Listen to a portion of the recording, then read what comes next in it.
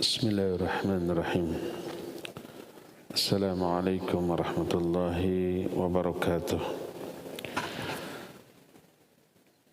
Alhamdulillahilladzi hadana lihadza wa ma kunna linahtadiya laula an hadana Allah.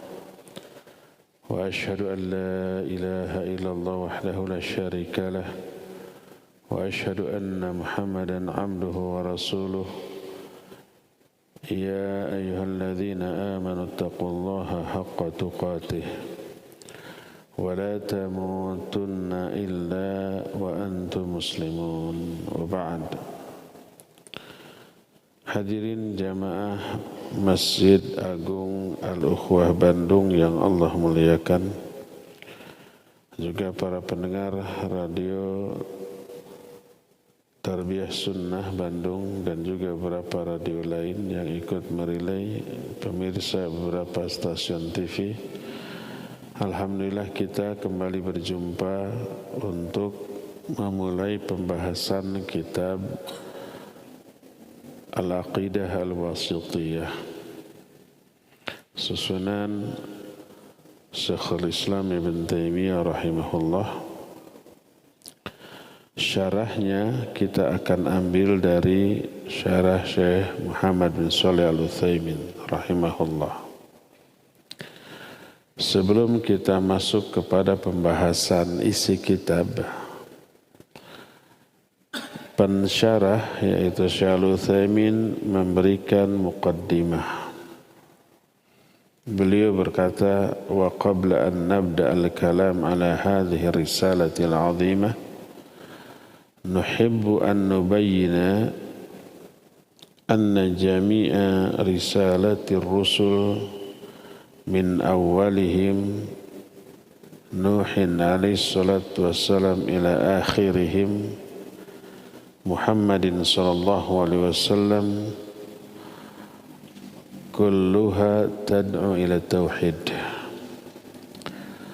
Sebelum kita memulai pembahasan risalah yang agung ini, ingin dulu kita jelaskan bahwa semua risalah para rasul dari awal para rasul yaitu Nuh alaihissalatu wassalam sampai rasul terakhir Muhammad sallallahu alaihi wasallam, semuanya mengajak kepada tauhid.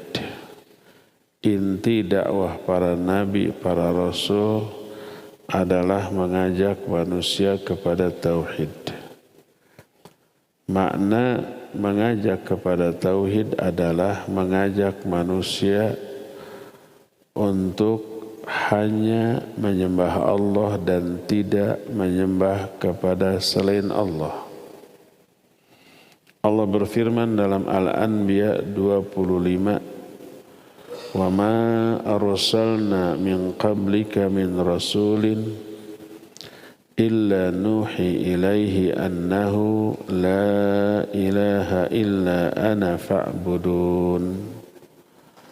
Dan tidaklah kami mengutus seorang rasul pun sebelum engkau ya Muhammad, kecuali kami wahyukan kepada Rasul itu bahwa tidak ada sembahan yang hak selain aku, maka sembahlah aku. Jadi semua Nabi dan Rasul sebelum Nabi Muhammad SAW diberi wahyu la ilaha illallah. Tidak ada sembahan yang hak selain Allah, maka sembahlah aku. Semua Nabi, semua Rasul begitu.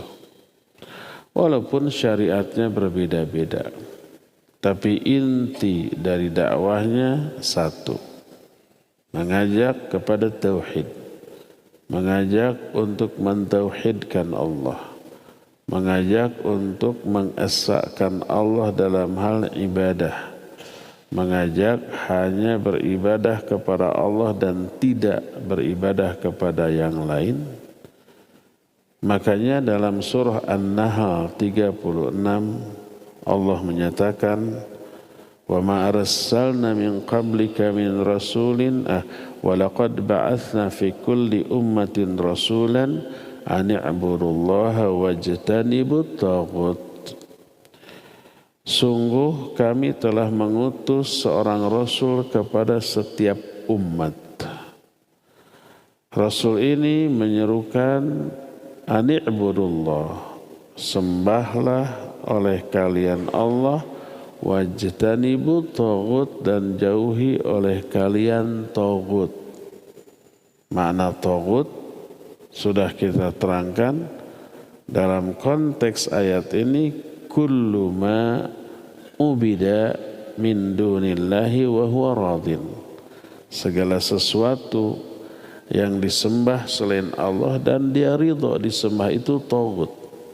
Baik itu makhluk hidup seperti jin dan manusia, ataupun benda-benda mati seperti pohon, seperti patung, seperti batu, atau apapun disembah, itulah taghut. Jauhi penyembahan kepada selain Allah dan hanya beribadah kepada Allah Azza wa Jalla. Jadi seluruh makhluk diciptakan untuk satu, yaitu untuk Allah Azza wa Jalla. Diciptakan untuk beribadah hanya kepada Allah. Diciptakan agar hati-hati mereka hanya terkait kepada Allah, mengagungkan Allah, takut kepada Allah, berharap kepada Allah, tawakal dan yang sejenisnya, sehingga hati ini terlepas, terbebas dari keterkaitan terhadap dunia selama dunianya itu tidak membantu mereka untuk mentauhidkan Allah Subhanahu wa ta'ala. Kalau toh ada yang diraih dari dunia, baik harta, jabatan, pangkat, kekuasaan atau apapun yang kita cari, yang kita raih dalam kehidupan dunia, itu sekedar alat. Alat untuk apa? Membantu manusia mentauhidkan Allah Azza wa Jalla. Kita ini makhluk, artinya ciptaan. Sebagai ciptaan kita milik pencipta, hatinya ataupun badannya, lahirnya, batinnya, jiwanya, raganya, semuanya milik Sang Pencipta kita. Oleh karena itu, maka dakwah para Rasul alaihi salatu wassalam untuk memperhatikan aspek ini hanya beribadah kepada Allah dan tidak menyekutukan Allah dengan sesuatu pun.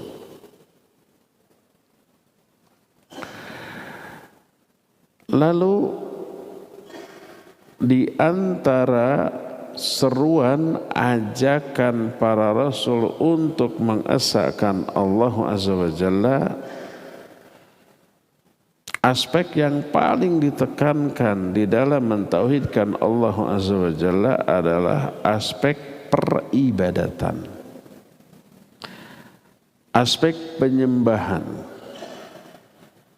Nah, karena ada aspek di luar penyembahan yang juga Allah harus ditauhidkan.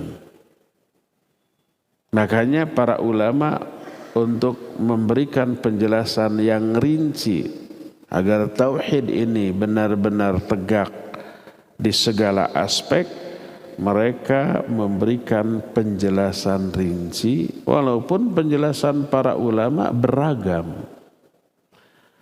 Termasuk dalam masalah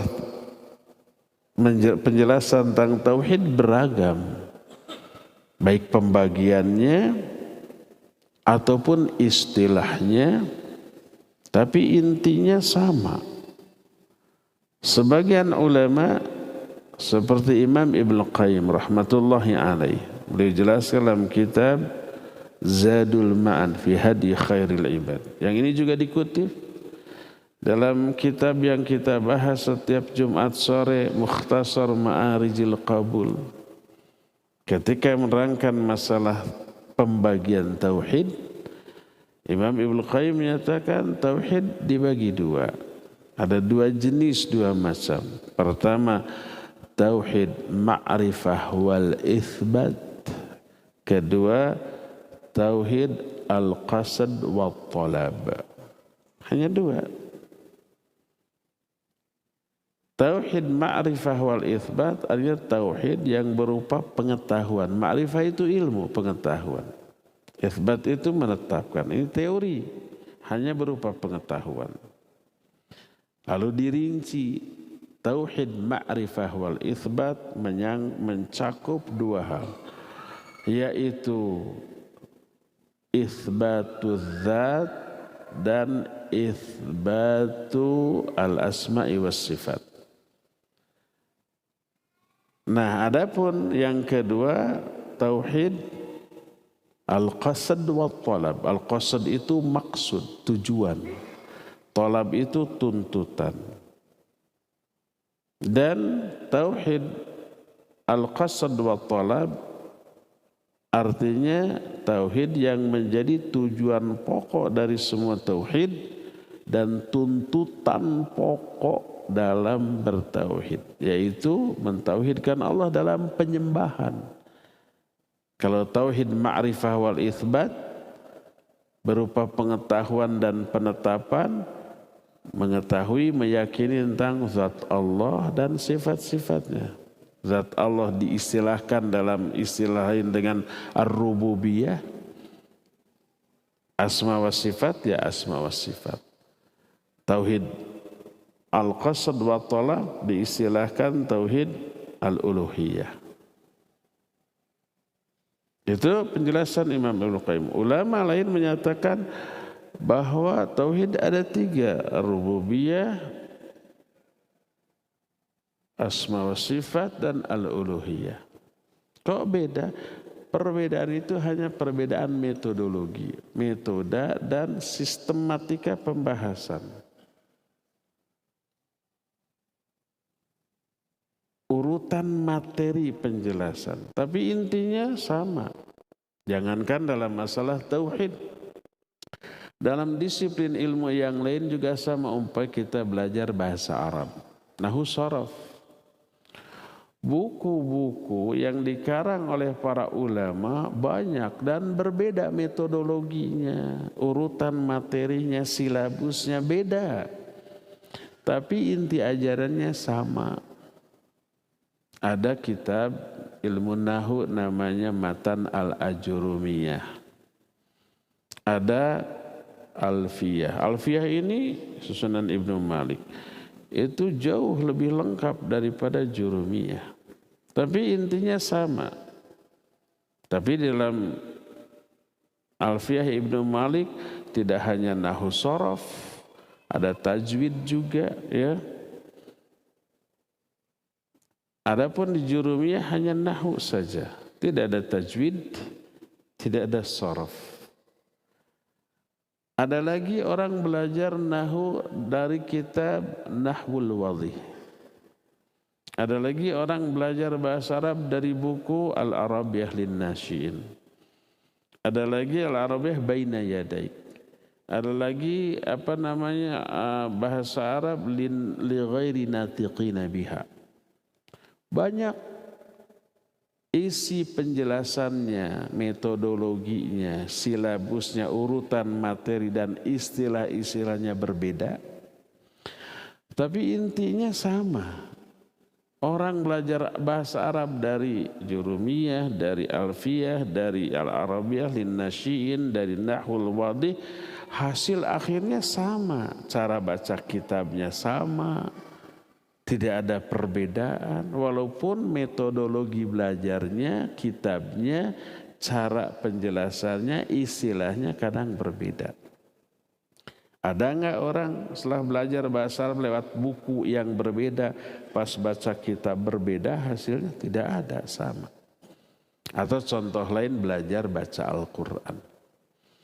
Ada yang pakai buku Iqra, ada yang pakai buku Qiraati. Kalau dulu zaman saya anak-anak tidak ada dua buku ini. Tapi ada Quran kecil, abata alif jabar a, ba jabar ba, ta jabar ta, sa jabar sa, abata sa, kan gitunya. Kalau kasroh JR alif JRI ba JRB gitu. IBTC, jadi begitu tuh. Terus namanya diejah. Anak-anak yang belajar Iqra dan Qiraati nggak bisa mengejah. Umpamanya Bismillahirrahmanirrahim, ba sin JR bis mim alif lam lam tasid JR mil gitu ya. Lam jabar la ha JR hi bismillahi. Orang yang belajar Iqra nggak bisa begitu. Tapi apakah orang yang belajar Qiraati, belajar Iqra, belajar yang Quran kecil dan mungkin ada buku lain lagi, hasil akhir membaca Al-Qurannya sama apa berbeda? Sama. Gak pernah perbedaan. Kamu mana baca anaknya gitu, dan saya mah dari Qiraati. Oh pantas saya mah dari Iqra. Ada yang begitu? Tidak ada. Yang belajar baca Quran dari Qiraati, dari Iqra, dari yang lain sama hasil akhirnya. Yang belajar bahasa Arab dari Alfiyah, dari Jurumiyah, dari Nahwul Wadi, dari Al-Arabiyah Linasyin, sama hasilnya. Begitu juga belajar tauhid dari buku manapun, dari kitab manapun. Asal sesama ulama Ahlus Sunnah, hasil akhirnya sama. Walaupun istilahnya mungkin berbeda, pembagiannya berbeda. Seperti Imam Ibnu Qayyim membagi tauhid menjadi dua, tauhid ma'rifah wal itsbat dan tauhid al-qasd wal talab. Yang lain membagi tiga, tauhid rububiyah, tauhid asma wa sifat dan tauhid al-uluhiyah. Tapi hanya beda istilah, beda metodologi, beda urutan materi pelajaran. Isinya sama, intinya sama. Tidak ada perbedaan dalam masalah ini. Seperti contoh umpamanya ketika menjelaskan ilmu nahu, bab al-khabar. Sebagian ulama menyatakan khabar ada dua, yaitu khabar mufrad dan ghair mufrad. Sebagian ulama menyatakan khabar ada tiga, yaitu khabar mufrad, khabar jumlah, dan khabar syibih jumlah. Ini tiga, itu dua. Beda enggak? Hanya beda metode pembagian. Isinya sama. Yang dua, khabar mufrad dan ghair mufrad. Ghair mufrad ini nanti dibagi dua lagi, jumlah dan syibih jumlah. Sama dengan ini. Nah, seperti itulah tauhid. Jadi penjelasan para ulama tentang tauhid berbeda hanya dalam hal metodologi, urutan materi atau silabus, inti ajarannya sama. Nah, makanya Syekh Al-Utsaimin menyatakan waqad qassamal ulama rahimahumullahu at-tauhid ila thalathati aqsam. Para ulama rahimahumullah membagi tauhid kepada tiga jenis. Ini versi yang kita akan terangkan. Versi yang sudah kita jelaskan dalam kitab Mukhtasar Ma'arijul Qabul ada dua seperti yang tadi diterangkan. Tapi sama intinya, isinya. Pertama adalah tauhid ar-rububiyah. Apa tauhid ar-rububiyah? Huwa ifradullahi subhanahu wa ta'ala fi umurin thalatha. Tauhid rububiyah adalah mengesahkan Allah subhanahu wa ta'ala dalam tiga perkara. Pertama al-khalaq, kedua al-mulk, ketiga at-tadbir. Al-khalaq artinya ciptaan. Al-mulk artinya kekuasaan. At-tadbir artinya pengaturan, manajemen.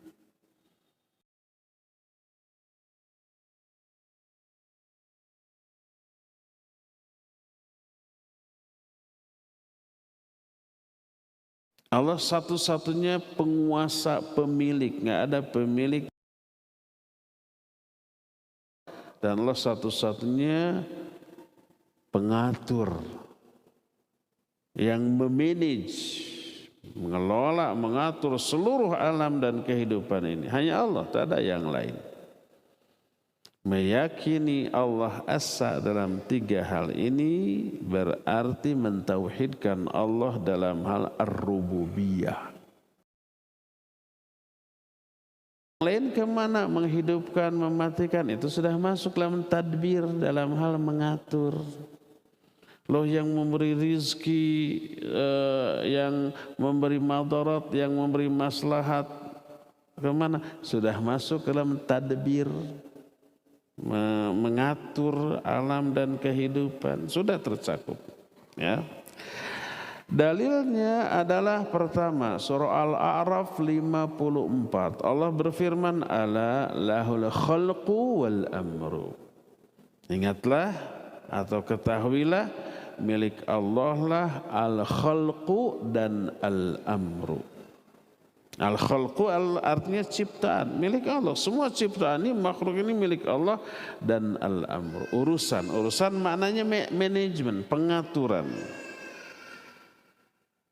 Penerapan dalil ayat ini kepada hal tadi adalah bahwa pertama, Allah Azza wa Jalla mendahulukan khabar yang harusnya diakhirkan. Khabar jangan diterjemahkan ke dalam bahasa Indonesia. Kalau bahasa Indonesia khabar itu berita. Ini mah istilah dalam ilmu nahwu. Ada mubtada, ada khabar. Jadi ada dua jenis kalimat. Kalimat yang diawali oleh isim. Isim ini bukan jimat. Isim ini maksudnya kata benda. Disebut jumlah ismiyah. Ada kalimat yang diawali oleh fi'il. Fi'il itu kata kerja. Disebut jumlah fi'liyah. Seperti umpama dhahaba at-tilmidhu ilal madrasah. Telah pergi murid itu ke sekolah. Diawali oleh dhahaba fi'il. Fi'il itu kata kerja. Ini disebut jumlah fi'liyah. Karena diawali oleh fi'il. Ada lagi diawali oleh isim, oleh kata benda. Umpamanya at-tilmidhu jalisun. Murid itu sedang duduk. Awalnya ini isim. Isim itu kata benda. Disebut jumlah ismiyah. At-tilmidhu disebut mubtada. Mubtada itu isim yang ada di awal kalimat. Jalisun ini khabar yang menjelaskan keadaan si murid tadi. Oh, murid itu sedang duduk. Struktur kalimat ismiyah mubtada khabar. Mubtada dulu baru khabar. Nah, kalau khabarnya didahulukan, maknanya bertambah. Nah, dalam ayat ini lahul khalqu. Lahu ini khabar. Khalqu mubtada. Khabarnya diawalkan, mubtadanya di akhir. Tadinya al khalqu lillah. Makhluk itu milik Allah. Awalnya begitu. Tapi lillahnya diawalkan, lillahi al-mulku. Kan ada dalam ayat lillahi mulkus samawati wal ard gitu ya. Khabarnya didahulukan. Kaidah dalam ilmu balaghah menyatakan taqdimu ma haqquhu ta'khir yufidul hasr. Mendahulukan apa yang harusnya di akhir, khabar kan harusnya di akhir, mubtada di awal.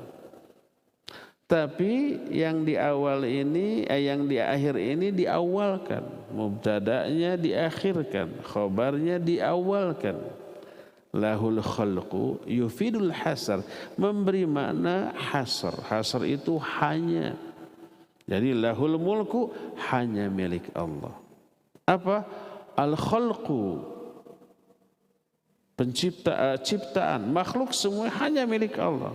Satu-satunya pemilik seluruh makhluk hanya Allah. Wal amru, dan juga urusan. Kemudian ditambah dengan huruf ala. Ala lahul khalqu, ala maknanya dua, tanbih dan takkid. Tanbih itu peringatan. Peringatan. Ingat-ingat ya, selalu jangan lupa, jangan lalai gitu loh. Dan takkid itu menguatkan. Takkid itu memastikan, menyatakan kesungguh-sungguhan. Ini ala ini memiliki makna seperti itu. Jangan lupakan, ingat-ingat selalu, perhatikan secara sungguh-sungguh oleh kalian bahwa makhluk dan pengaturan terhadap seluruh makhluk hanya milik Allah, hanya di tangan Allah Subhanahu wa ta'ala. Al-khalqu adalah makhluk plus penguasai. Di dalam lafadz la, lahu lil milki, berarti milik Allah, berarti dikuasai oleh Allah, dimiliki oleh Allah, seluruh makhluk milik Allah. Dan al-amru adalah at-tadbir, pengaturan seluruh makhluk beserta kehidupan yang ada di dalamnya. Ini semuanya milik Allah dan dikuasai oleh Allah Azza wa Jalla. Makanya ditambah di dalam ayat lain, al-mulku hanya milik Allah dalam surah Al-Jathiyah 27, walillahi mulkus samawati wal ard, dan hanya milik Allah. Ada hanyanya. Saya sudah pernah dan sering menjelaskan, mendahulukan kata yang harusnya ada di akhir, didahulukan, ada dua makna. Pertama ada makna khusus, yang kedua ada makna pengagungan atau mementingkan. Diagungkan dan dipentingkan. Kaidah menyatakan taqdimul ma'mul 'anil 'amil yufidul hasr wal ihtimam.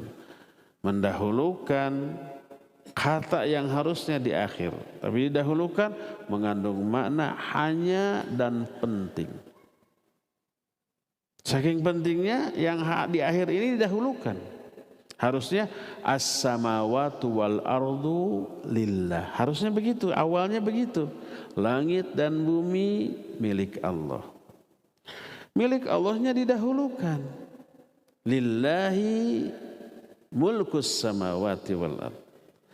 Maka mengandung makna pertama hanya, kerajaan langit dan bumi hanya milik Allah. Yang kedua, Allah ini diagungkan dan dipentingkan.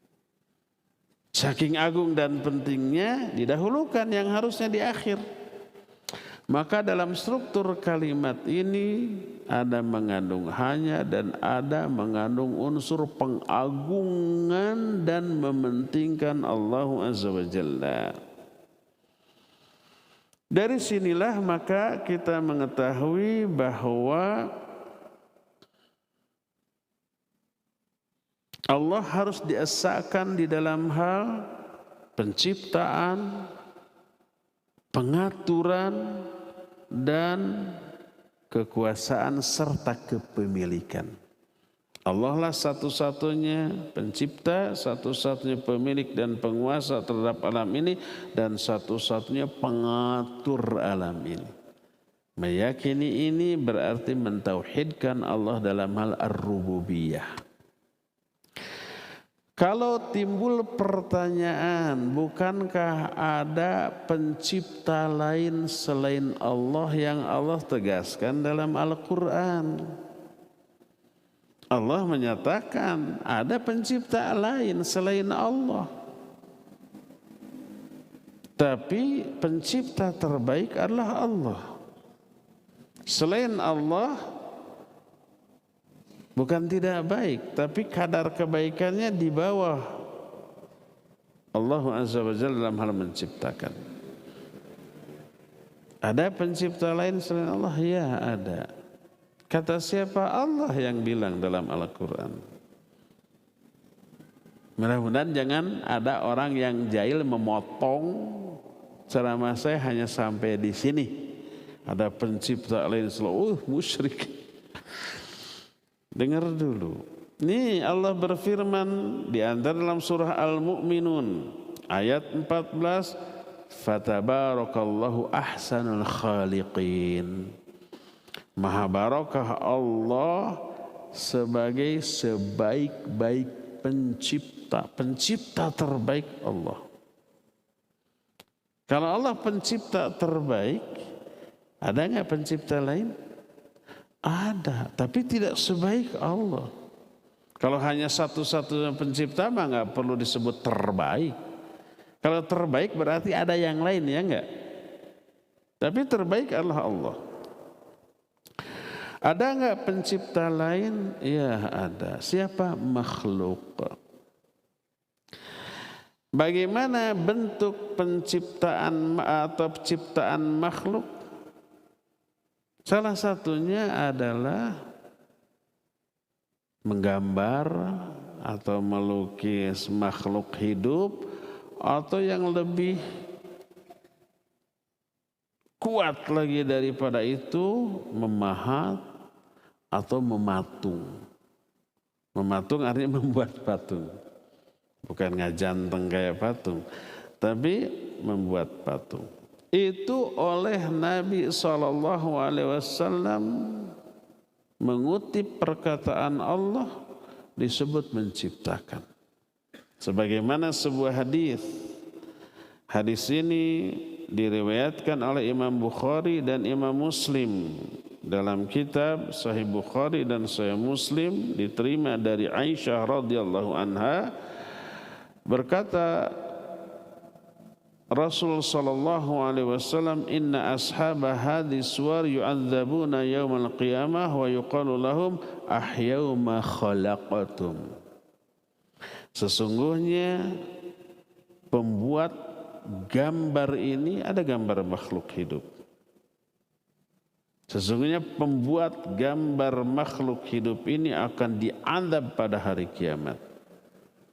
Lalu Allah berkata kepada mereka, hidupkan apa yang telah kamu ciptakan ini. Allah menyebut menggambar makhluk hidup dengan sebutan menciptakan.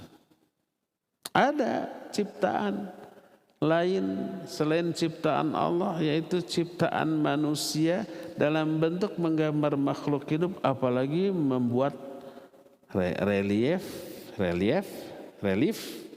terserah apa istilahnya, atau patung yang lebih real lagi, termasuk manekin, ya.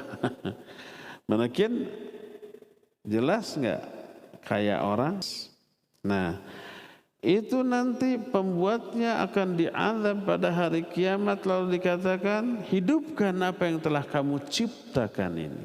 Allah menyebut perbuatan itu dengan sebutan menciptakan. Di dalam hadis lain yang diriwayatkan juga oleh Imam Bukhari dan Imam Muslim dari Abu Hurairah radhiyallahu an, berkata Rasul sallallahu alaihi wasallam bahwa Allah berfirman, ini hadis qudsi sahih, wa man azlamu mimman dhahaba yakhluqu ka khalqi. Siapa yang lebih zalim dibanding orang yang menciptakan seperti ciptaanku?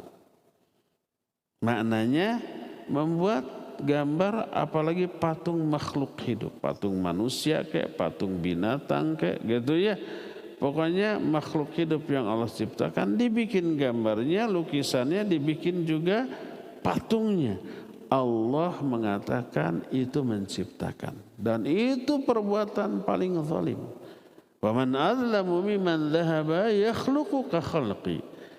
Siapa orang yang lebih zalim dibanding orang yang menciptakan seperti ciptaanku? Jadi manusia pencipta atas kreasi mereka dalam kreasi yang terlarang. Orangnya disebut pencipta. Makanya ada pencipta lain selain Allah, ya ada. Tapi Allah sebaik-baik pencipta, mana yang lebih bagus? Gambar dan patung bikinan manusia ataukah ciptaan Allah berupa orangnya atau makhluknya langsung? Oh, jelas, umpamanya kita dibikin patungnya persis seperti kita. Kan ada di negara lain, di mana? Di Swedia, di mana? Ada patung tokoh-tokoh besar dunia kan? Konon katanya Presiden Soekarno juga ada di sana.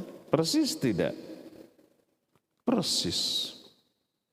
Mana yang lebih bagus? Patung Presiden Soekarno atau orangnya Presiden Soekarno? Tentu saja lebih sempurna dan lebih bagus orangnya.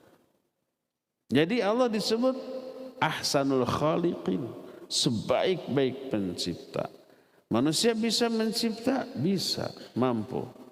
Tapi kan terlarang. Iya, walaupun terlarang mereka menciptakan. Ada nggak patung dan lukisan makhluk hidup di dunia ini?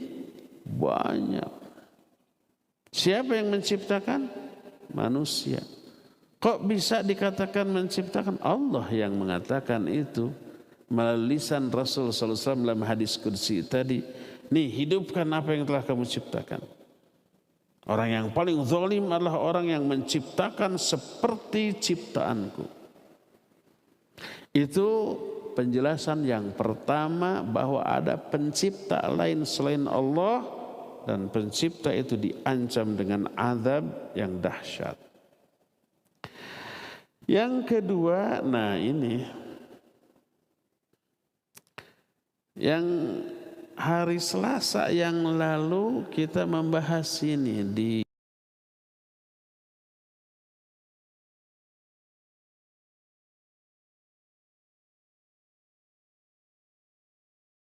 yang kita bahas kemarin adalah Al-Khaliq dan Al-Khallaq. Penjelasan ini belum tuntas. Nanti untuk Selasa depan dilanjutkan, masih Khaliq. Dan ada kaitan dengan nama lain selain Al-Khaliq, Al-Bari dan Al-Musawwir. Al-Khaliq, Al-Bari, Al-Musawwir itu satu paket. Karena dalam Al-Khaliq mengandung Al-Bari dan Al-Musawwir. Setiap menciptakan pasti membentuk ciptaannya. Al-Musawwir, Al-Bari itu tuh. Nanti ada lanjutan perbedaannya dengan Al-Khaliq. Kemarin ketika kita menjelaskan makna Al-Khalaq, menciptakan, ada dua maknanya.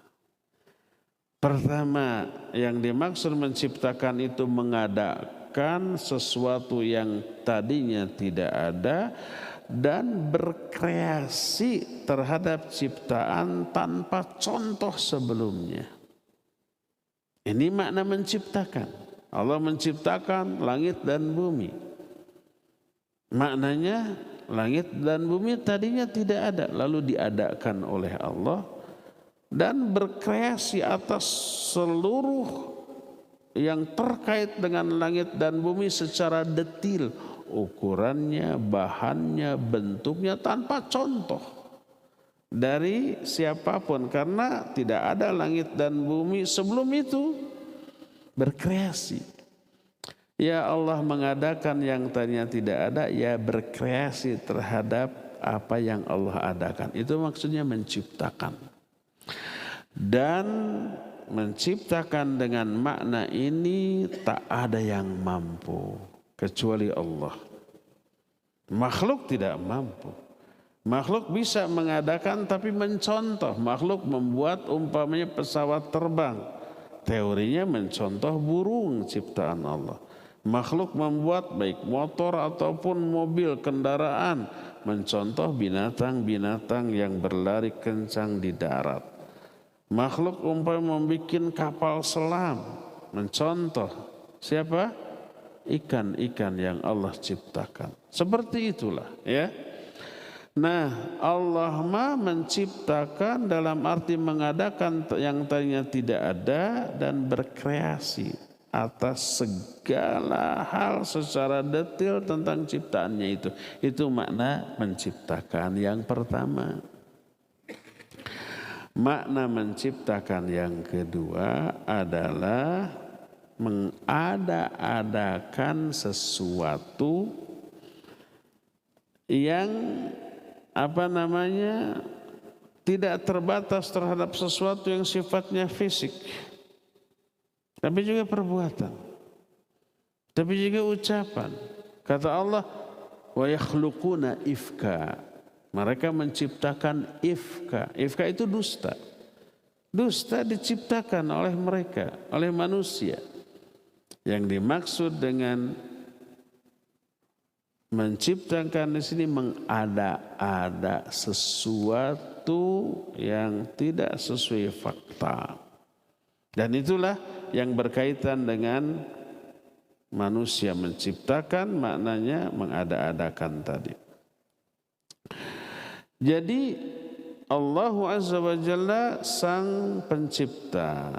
Ini jawab. Ada pertanyaan yang muncul. Fakaifa tajma'u baina qawlika anna Allah munfaridun bil khalq wa baina hadhihi nusus?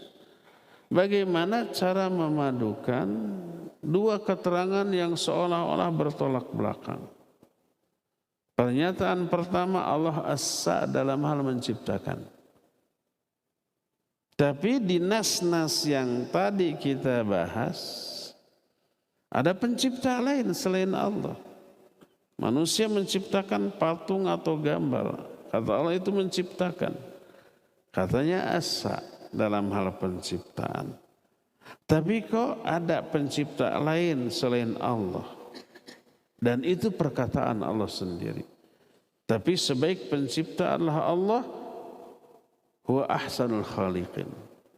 Perkataan Allah ahsanul khaliqin, bahwa Allah sebaik-baik pencipta, pencipta terbaik, berarti ada pencipta lain selain Allah, hanya tidak sebaik ciptaan Allah. Bukankah ini berarti Allah tidak esa dalam hal penciptaan?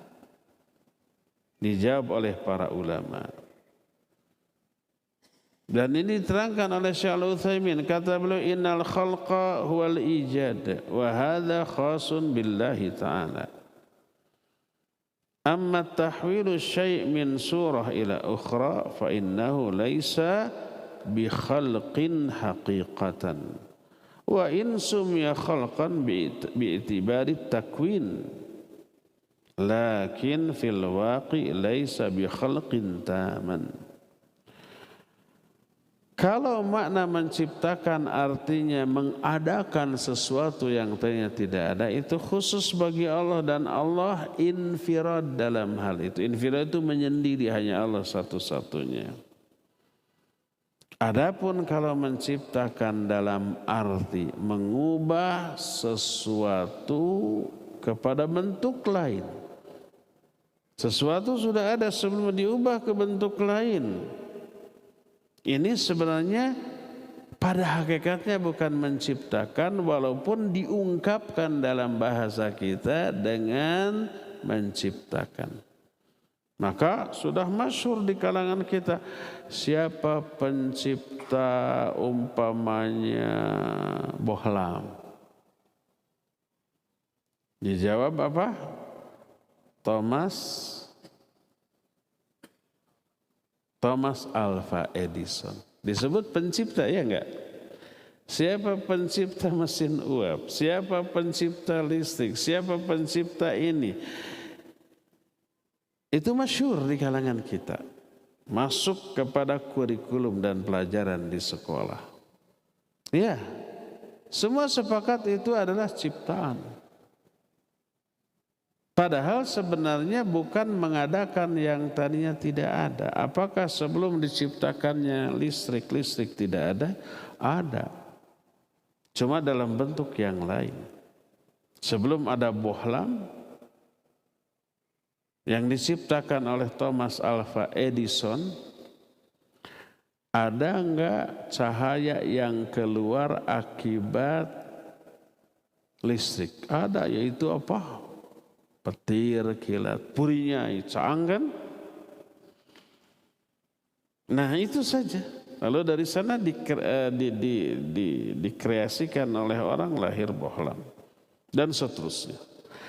Jadi pada hakikatnya itu bukan ciptaan yang hakiki, walaupun di dalam bahasa percakapan manusia tetap itu dianggap ciptaan. Tapi pada hakikatnya itu bukan ciptaan yang hakiki. Contoh, orang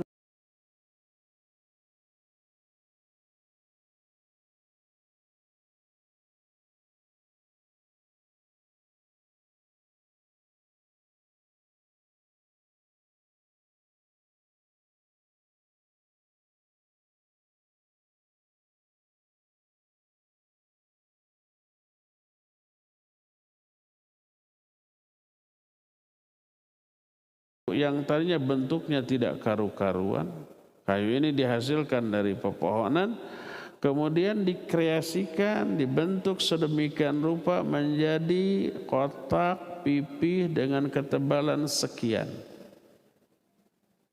Jadilah pintu. Itu bukanlah menciptakan secara hakiki, tapi merubah satu bentuk benda kepada bentuk benda yang lain. Bukan mengadakan sesuatu yang tadinya tidak ada. Pintu itu tadinya berwujud kayu, lalu dirubah bentuknya menjadi pintu. Dalam bahasa kita disebut menciptakan, walaupun tidak semakna dengan penciptaan Allah terhadap alam jagat raya ini. Adapun kalau umpamanya manusia disuruh menciptakan yang persis seperti ciptaan Allah, maka mereka tidak bisa melakukannya. Sekalipun ciptaan yang terkecil seperti seekor lalat. Manusia tidak bisa menciptakan seekor lalat persis seperti lalat yang Allah bikin. Bukankah ada robotnya dalam bentuk lalat? Tetap tidak persis. Tetap mereka itu butuh listrik atau baterai untuk menerbangkannya, dan bahannya juga beda dengan lalat yang sebenarnya. Maka Allah Azza wa Jalla berfirman dalam surah Al-Hajj ayat 73, Ya ayuhan nas duriba mathalun fastami'u lah. Innal ladzina tad'una min dunillah la yakhluqu dzubaba walau ijtama'u lah wa in yaslubhumudz dzubabu syai'an la yastanqidhuhu minhu dha'ufat talib wal matlub. Hai manusia, telah diberikan perumpamaan bagi kalian, dengarkan. Sesungguhnya orang berhala-berhala yang kalian sembah selain Allah, baik patung atau jin atau orang yang sudah mati atau pohon, mereka itu tidak mampu menciptakan walaupun seekor lalat, sekalipun mereka semua berkumpul saling membantu untuk membuat itu. Enggak. Bahkan apabila sesembahan itu dirampas oleh seekor lalat tentang apa yang mereka miliki, sesembahan itu tidak bisa mempertahankan haknya dari rebutan.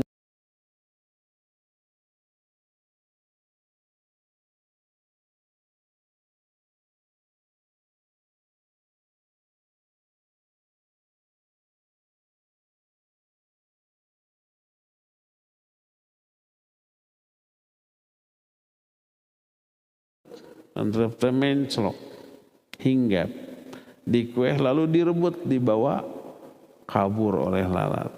Si patung ini bisa mempertahankan? Enggak. Pas lalat ini tep nutup gini, alam disamualkan. Apa begitu? Tidak, diem aja. Kata Allah, dha'ufat talib wal matlub.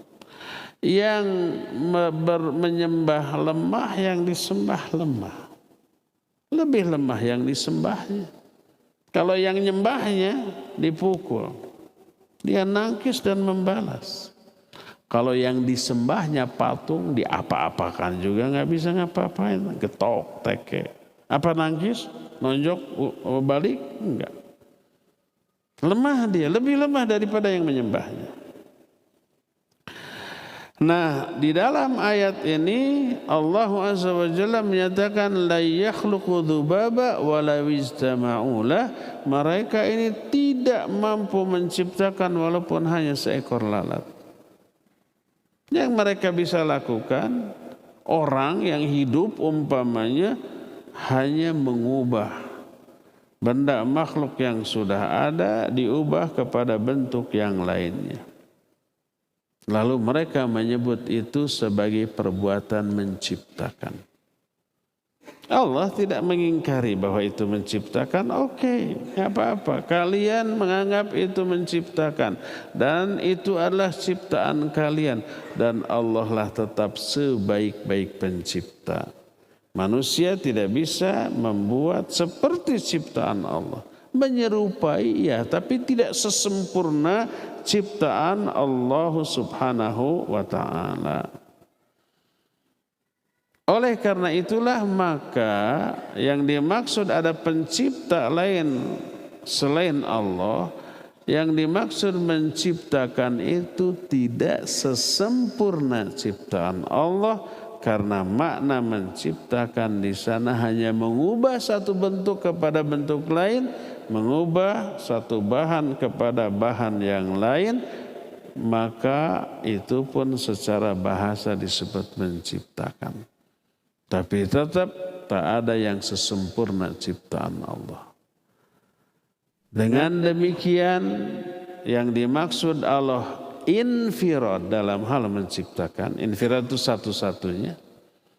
Maksud menciptakan di sana adalah mengadakan sesuatu yang tadinya tidak ada dan berkreasi atas apa yang diadakannya itu tanpa contoh sebelumnya. Kalau itu makna menciptakan, itu khusus bagi Allah. Allah esa dalam hal itu. Tapi kalau yang dimaksud menciptakanlah merubah satu bentuk kepada yang bentuk lain, ya manusia juga bisa melakukannya walaupun tidak akan sesempurna ciptaan Allah Subhanahu wa ta'ala. Maka disebut Allah lah sebaik-baik pencipta, ya. Inilah poin yang pertama tentang salah satu kandungan rububiyah Allah, yaitu menciptakan. Allah esa dalam hal menciptakan. Tak ada yang mampu menciptakan seperti yang Allah ciptakan, dalam arti mengadakan sesuatu yang tadinya tidak ada dan berkreasi atas hal tersebut tanpa contoh sebelumnya. Ini yang pertama. Yang kedua tadi, salah satu kandungan dari tauhid ar-rububiyah adalah dalam hal kepemilikan. Allah satu-satunya pemilik di alam jagat raya ini.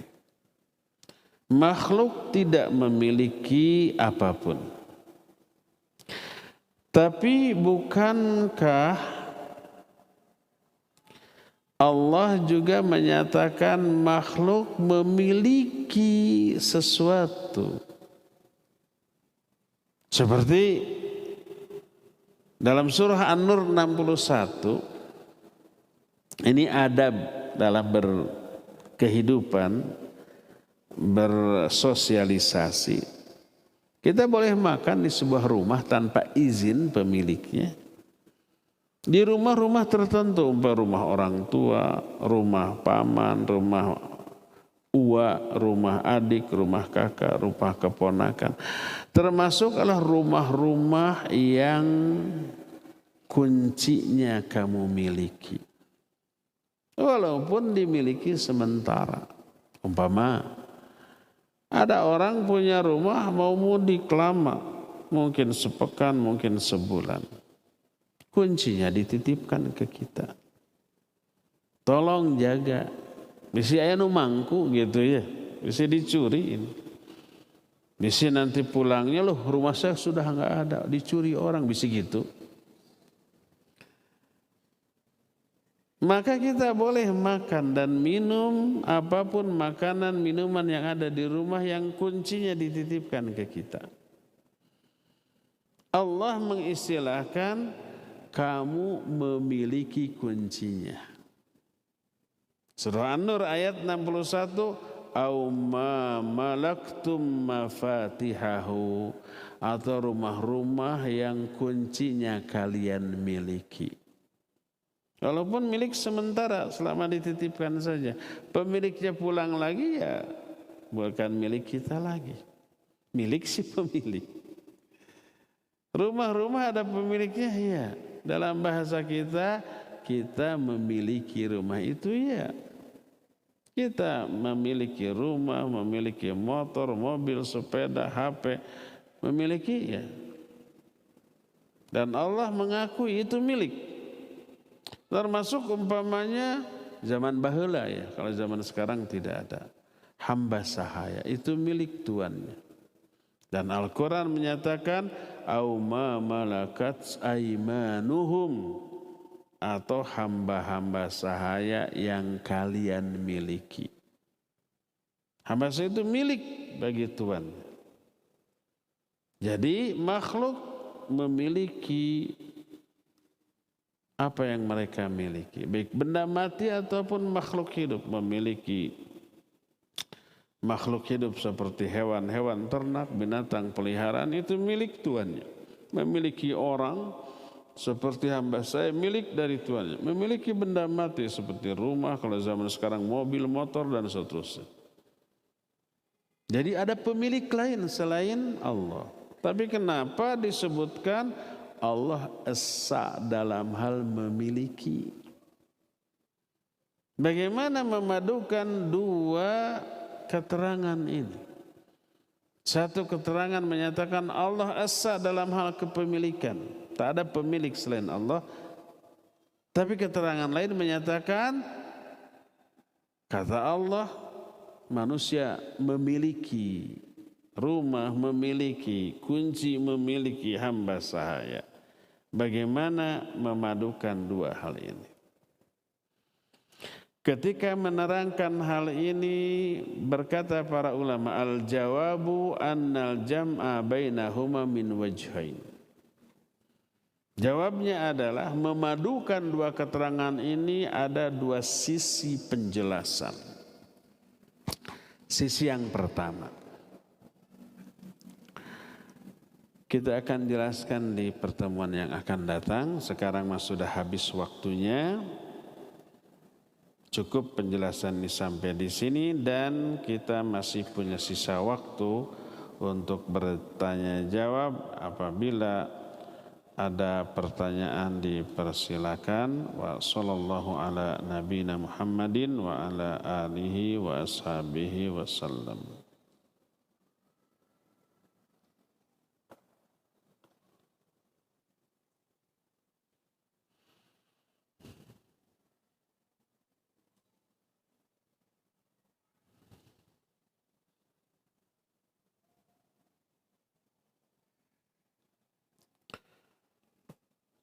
Iya, silakan kalau ada pertanyaan diajukan. Kalau ikhwan ada yang mau langsung ngacung secara lisan boleh langsung. Kalau akhwat pakai tulisan.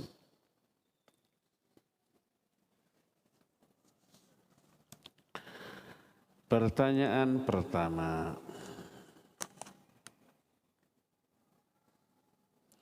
Bagaimana hukumnya memajang foto makhluk hidup, foto keluarga dan memajang foto di media sosial? Pertama, memajang foto hukum asalnya haram, tidak boleh. Dan malaikat tidak akan masuk ke sana. Sebagaimana sabda Nabi SAW, innal malaikata la tadkhulu buyutan fiha suwar. Para malaikat tidak akan memasuki ke sebuah rumah yang di dalamnya ada gambar. Termasuk foto ya, foto bahasa Arabnya gambar. Sama, surah, namanya suar. Jadi masuk ke dalam kategori gambar. Jadi hukum asal memoto dan difoto termasuk memajangnya adalah haram. Sebagian ulama ada membedakan menggambar dengan memfoto. Karena apa? Karena kalau menggambar adalah kreasi tangan kita, imajinasi kita. Kalau fotonya hasil karya dari alat foto. Orang yang tidak melukis, tidak bisa menggambar pun memoto mah bisa. Bisa, anak kecil bisa. Tinggal pijit, cetrek. Sebagian ulama membolehkannya dengan dalil dibolehkannya kita bercermin. Ada cermin, di sana ada bayangan kita ya. Ada. Foto itu persis sama seperti itu, apalagi video. Bukan menggambar, bukan melukis. Tapi refleksi, bayangan dari bendanya, dari orang. Sebagian ulama membolehkan. Nah, akan tetapi kalau umpamanya foto tersebut diperlakukan dengan perlakuan yang secara syar'i terlarang, maka tidak boleh. Seperti untuk hiasan dipajang, apalagi dikultuskan. Apalagi ada keyakinan kalau ada foto orang ini setan semuanya kabur. Contohnya memajang foto ulama yang soleh, wali Allah, yang menjadi panutan umat, ada fotonya atau bahkan ada lukisannya. Kadang ada lukisan. Dipajang, diyakini setan kalalabur, takut sama ulama ini. Padahal bukan kabur, demen aja dia. Maka tidak boleh. Atau untuk namanya litafakhur, untuk berbangga-bangga. Terlebih umpamanya ada unsur riya terhadap amal soleh yang pernah kita lakukan. Lagi sholat tahajud dipoto, celek dipajang.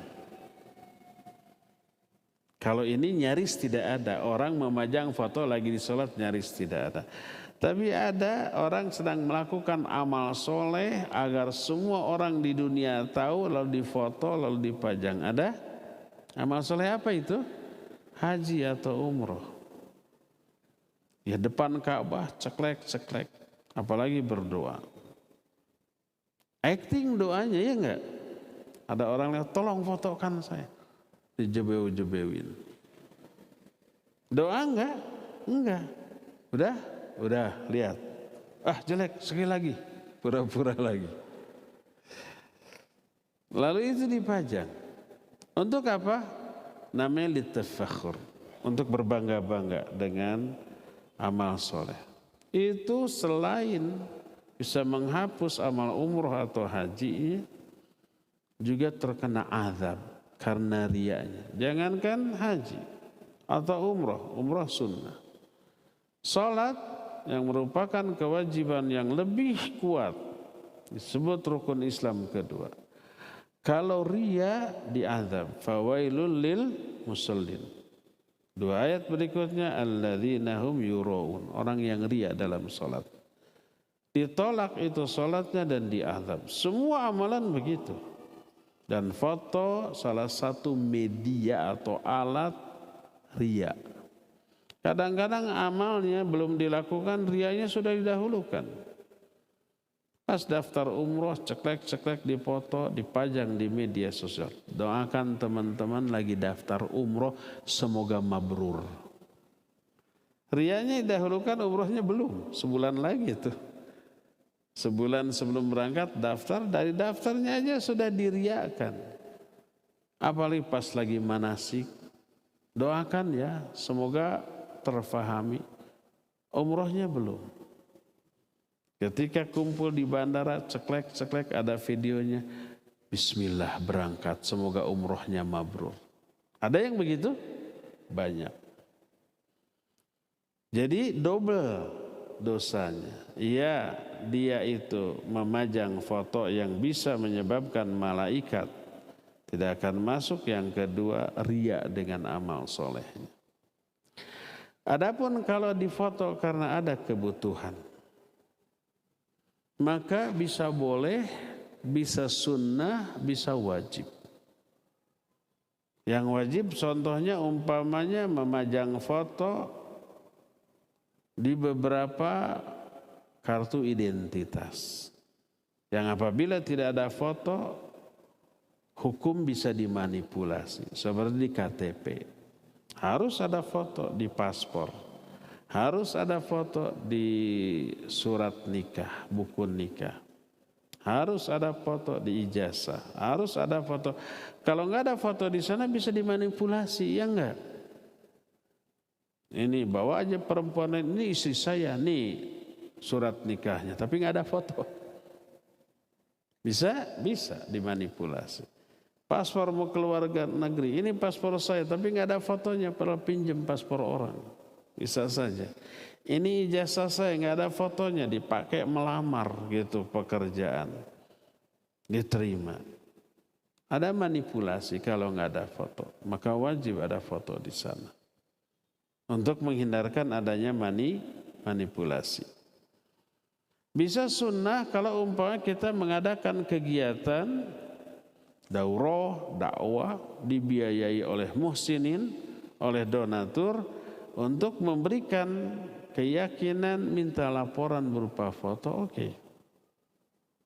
Silakan cek foto, kirim. Mutmain dia, tenang, yakin. Atau dalam bentuk video. Itu dibolehkan saja. Nah, tapi hasilnya jangan dipajang. Cukup didokumentasikan, disimpan di tempat yang tertutup, ya. Jadi kalau demikian maka boleh, tapi untuk kebanggaan, untuk ria-ria, untuk sekedar dipajang tanpa ada maksud yang dikehendaki, maka tidak boleh.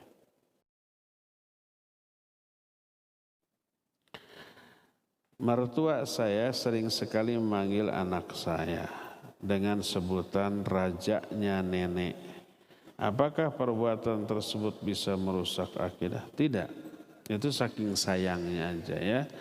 Saking sayangnya orang sering disebut dengan sebutan yang lebay, yang berlebih-lebihan, ya. Disebut ini mah sang raja, ini mah kaisar, ini mah dasar si orang hebat gitu, ya. Ini mah dasar bidadari, padahal orang biasa bukan bidadari. Maka tidak apa-apa.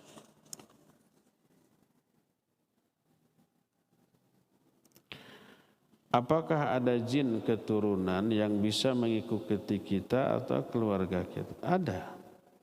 Kalau umpamanya seseorang jadi dukun atau tukang sihir, mengadakan perjanjian kesepakatan dengan jin untuk membantu sihirnya atau perdukunannya. Maka ketika si orangnya mati, tukang sihirnya atau dukunnya mati, jinnya gimana? Nurun ke keturunannya dengan kriteria yang disepakati. Disepakati oleh ahli sihir dan jin ini. Belum tentu anaknya, mungkin cucunya, mungkin cicitnya, mungkin turunan keberapa yang kriterianya pas dengan kesepakatan. Makanya tak heran kalau ada anak kecil tapi istilah indigo, ya. Anak kecil bisa melihat ini, bisa melihat itu. Karena apa? Karena jin yang dulu pernah mengadakan perjanjian dengan nenek moyangnya, mungkin kakeknya, buyutnya di atasnya gitu. Itu mengadakan perjanjian kalau orang ini mati jinnya nurun ke salah satu turunannya yang sesuai dengan kriteria. Mungkin ada, mungkin. Nah, adanya fenomena indigo itu kayak begitu.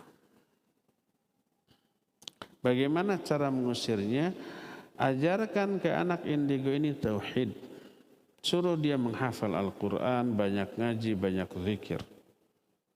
Maka jinnya dijamin tidak akan betah, dia akan meninggalkan. Sama adalah dengan orang gitu ya. Umpamanya kita punya sahabat,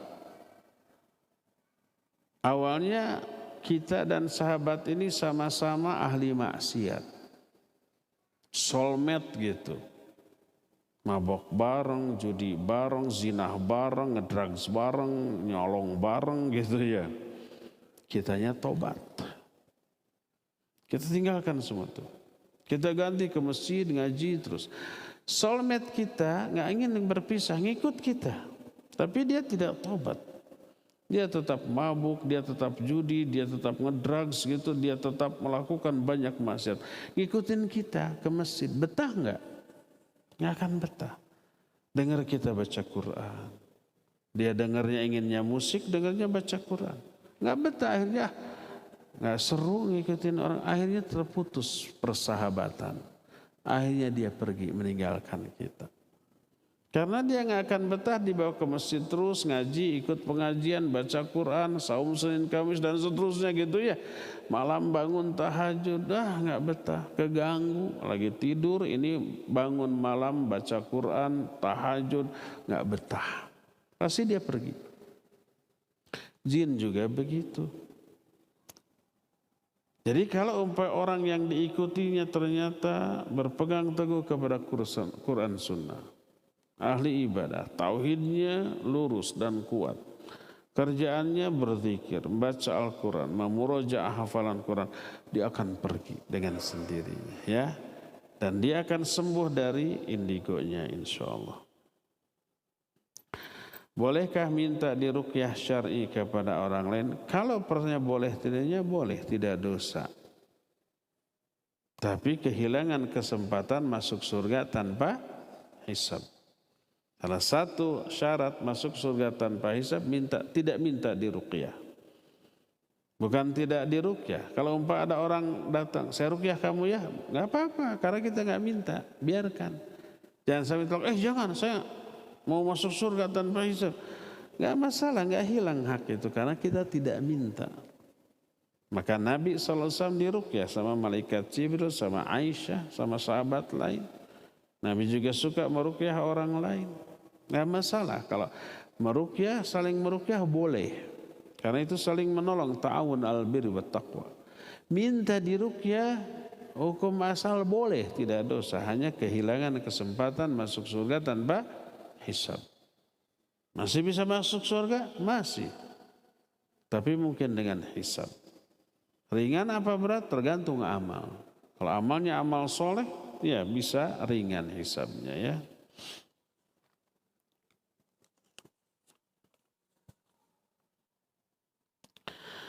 Ketika suami pensiun mendapatkan uang pensiun lalu kita simpan untuk kebutuhan sehari-hari dan tabungan anak sekolah.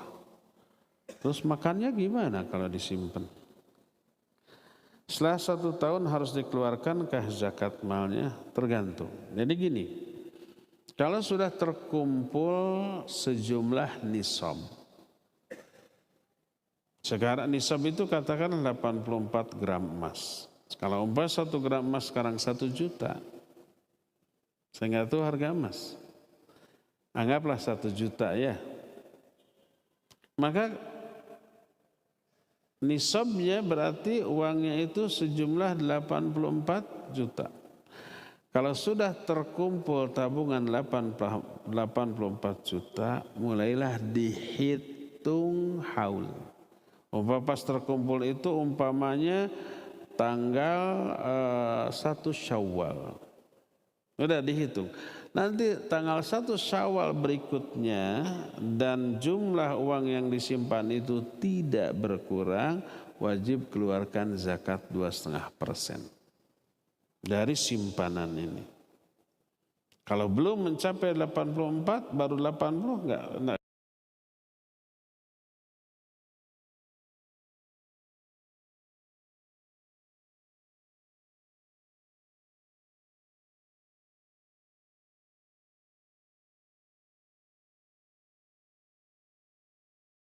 Tahun.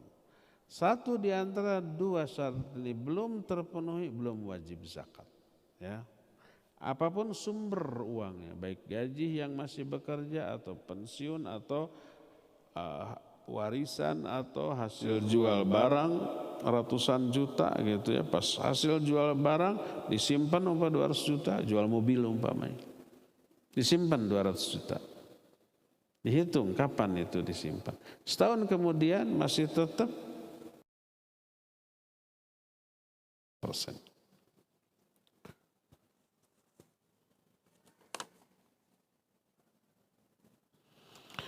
Bolehkah seorang muslim merasa unggul di bidang ibadah tertentu dan lemah di bidang yang lainnya?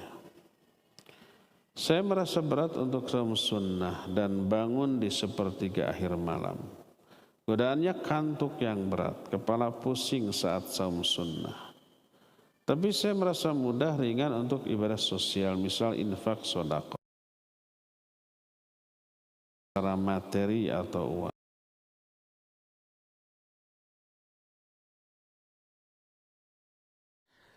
Kalau ibadah tersebut hukumnya sunnah, maka meninggalkannya tidak dosa. Muslim yang kafah adalah muslim yang melaksanakan seluruh kewajiban secara menyeluruh. Kewajiban. Kalau yang sunnah, meninggalkannya tidak dosa. Boleh. Sunnah secara fiqih. Bukan sunnah secara istilah dalam masalah akidah. Karena sunnah secara dalam istilah para ulama zaman baheula adalah syariat ini secara keseluruhan. Baik yang wajib ataupun yang sunnah, baik akidah ataupun ibadah ataupun muamalah, itu semuanya sunnah. Ada kitab Syarhus Sunnah Al-Barbahari. Susunan Al-Barbahari, Imam Al-Barbahari. Apa isinya? Akidah.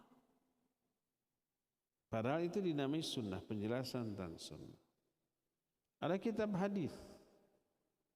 Isi kitab hadis ini pertama akidah, yang kedua ibadah, ketiga muamalah. Kumpulan hadis-hadis. Sekarang oleh para ulama disebut dengan sebutan kitab As-Sunan. Itulah Sunan Abu Daud, Sunan At-Tirmidzi, Sunan Ibnu Majah, Sunan An-Nasai. Sunan adalah jamak dari sunnah. Isinya apa? Syariat secara keseluruhan. Jadi makna sunnah zaman baheula maknanya syariat. Wajib semuanya dipegang.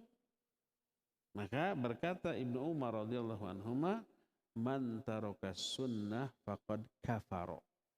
Siapa yang meninggalkan sunnah dia kufur. Sunnah di sini bukan dalam pengertian fikih amalan yang bila ditinggalkan enggak dosa, yang bila dilakukan dapat pahala, bukan itu. Sunnah di sini syariat. Berkata Ibnu Abbas, as-sunnah huwa syariah. Sunnah itu adalah syariat. Baik akidahnya, ataupun ibadahnya, ataupun muamalahnya. Ini sunnah menurut pengertian ulama zaman baheula. Nah khusus di bidang fikih ada 5 hukum. Pertama wajib, kedua sunnah, ketiga mubah, keempat makruh, kelima haram. Wajib adalah pekerjaan yang bila dilakukan berpahala, ditinggalkan dosa. Sunnah adalah kalau dilaksanakan berpahala, ditinggalkan tidak dosa. Ini sunnah dalam pengertian fikih. Ketidaktahuan orang tentang makna sunnah digeneralisir. Pokoknya setiap lafaz sunnah maknanya difahami dalam makna fikih. Kalau dilaksanakan berpahala, kalau ditinggalkan tidak dosa. Maka jenggot adalah sunnah Rasul. Lalu difahami secara fikih. Jadi kalau tidak berjenggot alias dikurut juga nggak dosa. Ini orang menerapkan satu istilah di fikih lalu diterapkan di luar masalah fikih. Jadi jangankan dalam masalah syariat, dalam masalah fikih. Dalam urusan dunia juga ada yang istilahnya sama tapi fungsinya bendanya berbeda. Contoh umpamanya sendok. Istilah sendok terpakai dalam beberapa bidang. Dalam hal kuliner, sendok alat makan, ya enggak? Dalam bidang bangunan ada sendok, sendok tembok. Dalam masalah perbanan ada sendok ban. Alat nyungkil ban apa namanya? Sendok. Ada sendok sepatu. Apa fungsi sendok sepatu? Siganu asing karena sendok sepatu. Kan kalau memasukkan sepatu bagian kenengnya agak susahnya, keneng tena warna itulah tumit. Nah, ada sendoknya. Tek. Namanya semuanya sendok dipakai di bidang yang berbeda. Bentuknya beda, bahannya beda, fungsinya beda, namanya sama. Nah sekarang bayangkan tukang tembok ini, tukang bangunan, ada ladennya mau pada makan. Kata si tukang kaledannya, ambilin sendok.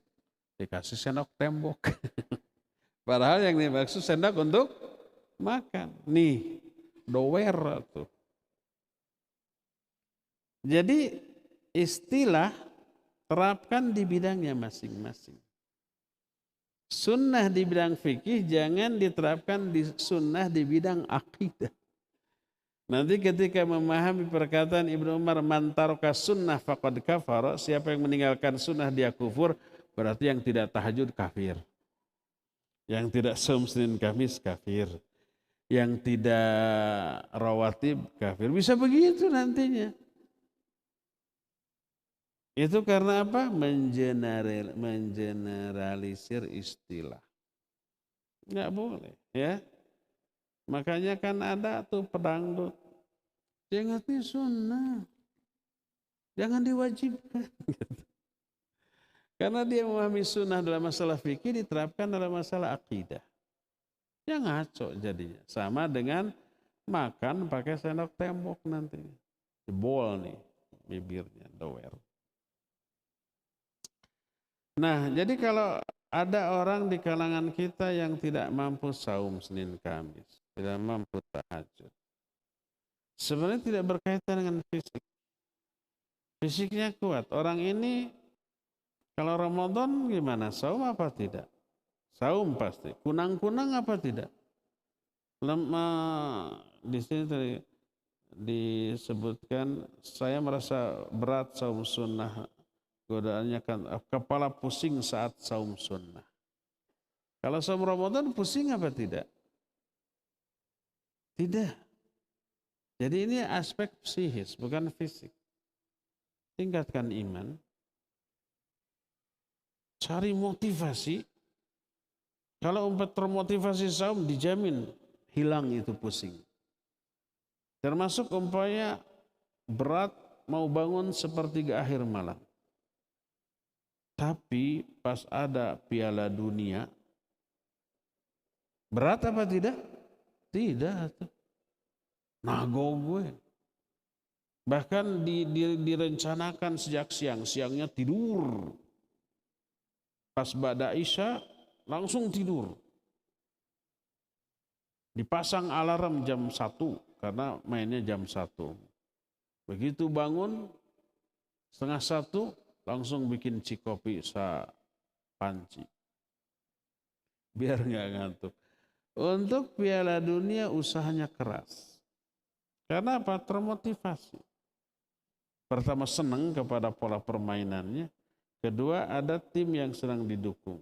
Ketiga nanti punya bahan obrolan besok dengan teman-teman. Kalau nggak nonton nggak bisa ngomong besok.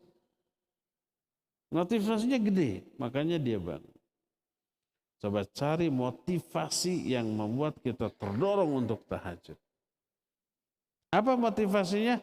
Coba sebanyak dan semendalam mungkin cari keuntungan yang Allah janjikan bagi orang yang tahajud. Setelah tahu keuntungannya, luar biasa. Akhirnya kita kabita, inspirasi, termotivasi, terdorong untuk bangun malam. Setelah termotivasi mah enteng, ringan, tidak akan berat lagi. Terlebih ada aspek lain yaitu ketenangan jiwa dan tahajud itu satu ibadah yang bisa memotivasi kita untuk memperbanyak hafalan Quran. Begitu ada surat baru yang kita hafal gitu ya, ingin segera malam saya akan baca di tahajud nanti. Jadi salah satu motivasi untuk bisa bangun malam, coba hafalkan banyak ayat. Surah-surah pendek hafalkan, yang baru-baru nanti termotivasi nanti malam saya membaca dalam sholat. Ya. Bersentuhan kulit lengan tidak sengaja dengan pengemudi angkot ketika bayar ongkos, apakah membatalkan wudhu? Tidak. Nabi SAW ketika sholat, Aisyah itu radhiyallahu anha tertidur di pinggir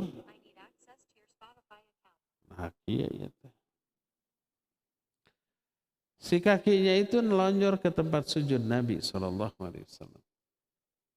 Saat itu Aisyah tidak sholat, lagi halangan. Ketika Nabi mau sujud, dipijit betis Aisyah, ngerejat, ditarik. Lagi sholat tuh pegang tubuh istrinya. Setelah Nabi bangkit, melonjor lagi. Pas mau sujud, dipijit lagi, tarik lagi. Itu yang pertama. Kedua, karena Rasul SAW, Nabi SAW setelah berwudu suka mencium dulu istrinya sebelum ke masjid. Setelah berwudu. Seandainya itu batal, saya Nabi tidak akan melakukan itu. Dan ini menjadi dalil bahwa bersentuhan dengan wanita tidak membatalkan wudhu. Adapun ayat yang menyatakan aula mastumun nisa, kamu telah bersentuh dengan perempuan. Nah, yang dimaksud lamastum di sini, bersentuh di sini maknanya adalah hubungan biologis, hubungan suami istri. Makanya dia diungkapkan dengan lamastum. Ada alif namanya alif musyarakah. Panjang, lamastum. Maknanya saling menyentuh. Dan ini istilah untuk hubungan suami istri. Makanya ketika Maryam dikabari bahwa dia akan hamil punya anak. Apa kata Maryam?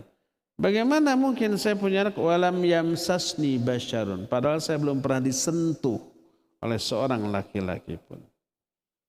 Yang dimaksud disentuh itu apakah ditoel gitu? Enggak, ditoel mah tidak akan hamil. Tapi maksudnya melakukan hubungan suami istri. Diungkapkan dengan ungkapan disentuh. Nah, aula mastumun nisa atau kamu menyentuh perempuan maknanya sudah berhubungan suami istri. Falam tajidu ma'an dan kamu tidak memperoleh air. Fatayammamu sa'idan thayyiban, maka bertayamumlah kamu dengan tanah yang suci, yang baik. Jadi sebagian orang memahami menyentuh di sini membatalkan wudu, maksudnya pa'antol, bersentuhan, bersinggungan. Padahal bersentuhan di sini maknanya adalah melakukan hubungan suami istri dan bukan menyentuh kulit dengan kulit. Jadi bersentuhan kulit tidak membatalkan wudu.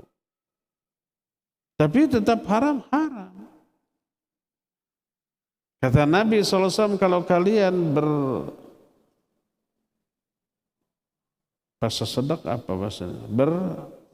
berdesak-desakan dengan babi yang berlumuran darah dan itu lebih baik daripada kamu bersentuh dengan perempuan yang bukan mahram.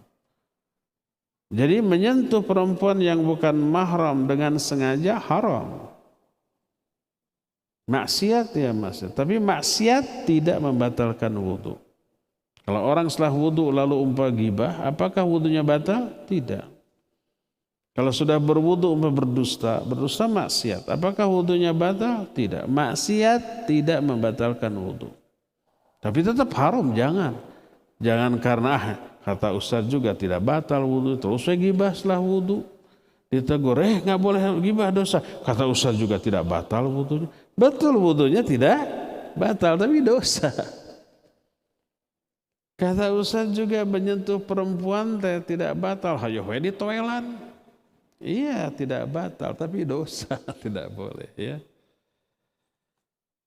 Wallahu a'lam. Cukup ya sampai di sini. Mohon maaf tidak semua pertanyaan terjawab. Saya jam 11 ada janji dan waktu kita sudah habis. Subhanakallahumma hamdik. Asyhadu an la ilaha illa anta astaghfiruka wa atubu ilaik. Walhamdulillahirabbil alamin. Wassalamualaikum warahmatullahi wabarakatuh.